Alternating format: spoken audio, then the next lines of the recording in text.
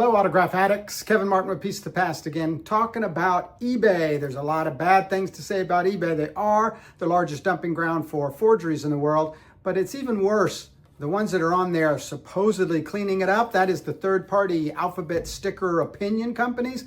Well, they're actually controlling it as surely as De Beers diamond mines are controlling the diamond prices. They're trying to do the same thing with autographs. You say, why? They're not dealers. First of all, that's been proven in court time and time again. They are dealers. They do deal on eBay. They do buy from runners and so forth. They say they don't because they know that that's business collusion and that's part of what they're being investigated for, but they do. Everyone in the business knows they do. So first of all, they are dealers. Second of all, it's not just that we want to try to price fix for. It's to stay relevant. It's why are you going to spend $75, for example, to have them authenticate or sticker something that's worth $50 or $75? You wouldn't. So they have to convince you it's worth more. So they have a stranglehold on what's being sold on eBay.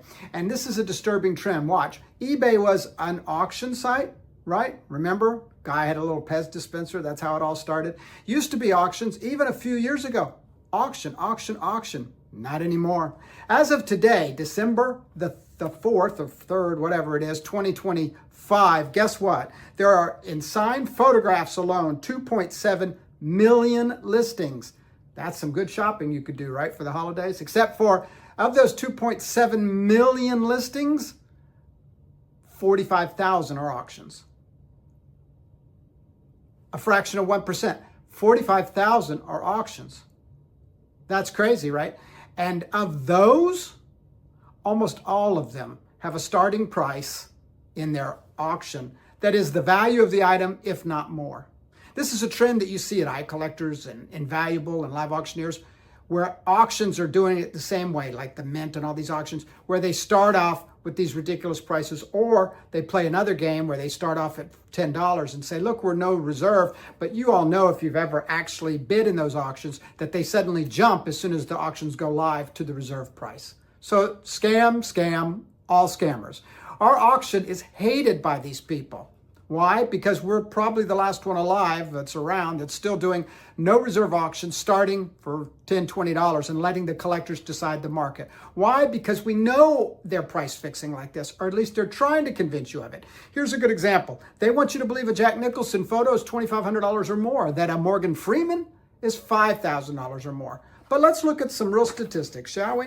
In the last year alone, if you look at Guernsey's and Bonhams and Julian's and Heritage and R&R and all the major auction houses, these are real, certified, PSA, JSA, whatever you like, Jack Nicholson 8x10 photos that have sold. This is what they've sold for with their buyer's premium in the last year. $446, $596, $540, $491, $656, $723, $516, $795. The least expensive one on eBay that's stickered by them, $2,500 and up. Let's look at Morgan Freeman. In the last year, they've sold for $405, $541, $446.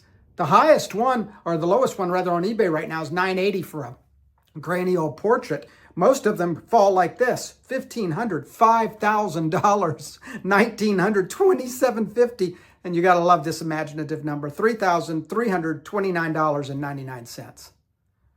Folks, you got to be careful where you're buying, not only for authenticity's sake, but so you don't pay too much. eBay is not the place for you. Happy collecting and Merry Christmas, everybody.